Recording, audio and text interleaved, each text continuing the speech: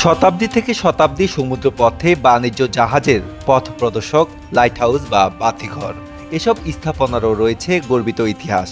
আদিম যুগে সমুদ্রের দ্বীপশিখা থেকে আজকের আধুনিকতা, সমুদ্রপথের জাহাজের নাবিকদের পথ প্রদর্শক বাতিঘরের আলোর ঝলকানি অনেক দূর এগিয়েছে। অসংখ্য শতাব্দী ধরে সমুদ্রপথে বাণিজ্যিক জাহাজগুলোর পথ প্রদর্শক হিসেবে কাজ করছে লাইট হাউস বা বাতিঘর। এসব স্থাপনা আবার নাবিকদের প্রকাণ্ড ঢেউয়ের মাঝেও দেখিয়ে আসছে তীরের সন্ধান। চলুন জেনে নেওয়া যাক বিশ্বের অন্যতম কয়েকটি বাতিঘর সম্পর্কে। ইতিহাসে বাতিঘরের ঐতিহাসিক সূচনা মিশর পর্যন্ত প্রসারিত। সেখানে রয়েছে প্রাচীন বিশ্বের 7টি আশ্চর্য এবং সবচেয়ে বিখ্যাত বাতিঘরগুলোর একটি। ইতিহাসবিদদের মতে মিশরের আলেকজান্দ্রিয়ার ফারস বন্দরে ছিল ইতিহাসের প্রথম বাতিঘর, যা সমগ্র বিশ্বের বুকে আলেকজান্দ্রিয়ার বাতিঘর হিসেবে পরিচিত। 280 খ্রিস্টপূর্বাব্দে নির্মিত বাতিঘরটির আলোর উৎস ছিল এর চূড়ায় থাকা বিশাল খোলামেলা আগুনের কুণ্ডলী, যা একে বিশ্বের প্রথম বাতিঘরের মর্যাদার পাশাপাশি উচ্চতা কিংবা লম্বায় 450 ফুট হওয়ায় সর্বকালের সবচেয়ে লম্বা বাতিঘরের স্বীকৃতিও দিয়েছিল। গ্রিসের আন্দ্রস দ্বীপের বাতিঘরটি বিশ্বের অন্যতম মনোরম এবং অনন্য বাতিঘর। 19 শতকে নির্মিত বাতিঘরটি দ্বীপের রাজধানী চোরা উপকূলে একটি খাড়া পাহাড়ের উপর দাঁড়িয়ে আছে।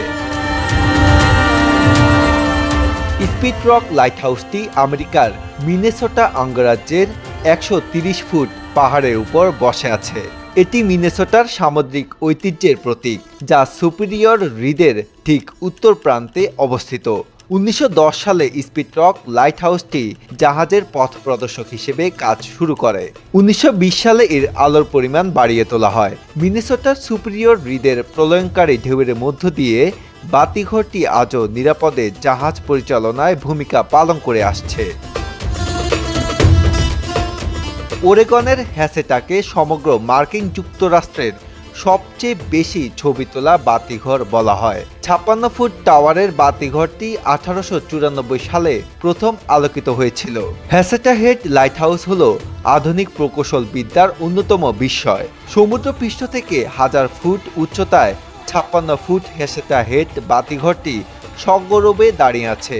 এর স্বয়ংক্রিয় আলোর নাচন প্রায় 21 মাইল দূর পর্যন্ত বিস্তৃত। প্যাগিস কোভ লাইট হাউস কানাডার নোভা স্কটিয়ার প্রধান আকর্ষণ। এটি 1915 সালে নির্মিত হয়েছিল।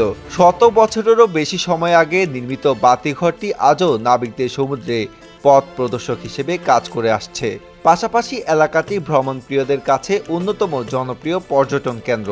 আটলান্টিক মহাসাগরের জল উপেক্ষা করে পাথরের প্রান্তের উপরে বাতিঘরটি অবস্থিত, যা নোভা স্কটিয়া মাছ ধরার গ্রামের কাছাকাছি অবস্থিত। লা কার্বিয়ারের বাতিঘরটি সমুদ্রের একটি পাথুরে দ্বীপে স্থাপন করা হয়েছে, যেখানে হরহামেশা জোয়ারের ঢেউ আছড়ে পড়ে, যার চারপাশেই পাথরে আবৃত। 62 ফুট উচ্চ বাতিঘরটি সেন্ট ব্রেলেডে অবস্থিত, যার অবস্থান মূলত চ্যানেল দ্বীপপুঞ্জের সেন্ট ব্রেলেডে জার্সির দক্ষিণ পশ্চিম প্রান্তে। 1973 সালে এটি নির্মাণ করা হয়।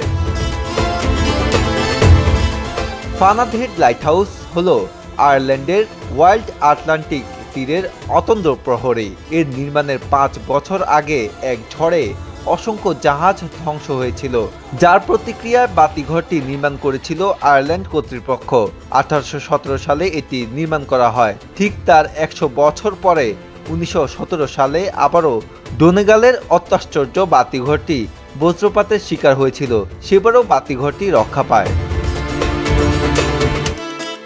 কেপ বাইরন লাইট হাউসটি হল অস্ট্রেলিয়ার সবচেয়ে পূর্ব দিকের বাতিঘর, অর্থাৎ অস্ট্রেলিয়ার নিউ সাউথ ওয়েলসে এর অবস্থান। ঔপনিবেশিক শৈলীর বাতিঘরটি 1899 সালে নির্মিত, যা প্রায় 74 ফুট লম্বা। পর্যটক ও ফটোগ্রাফারদের জন্য এটি জনপ্রিয় গন্তব্যে পরিণত হয়েছে।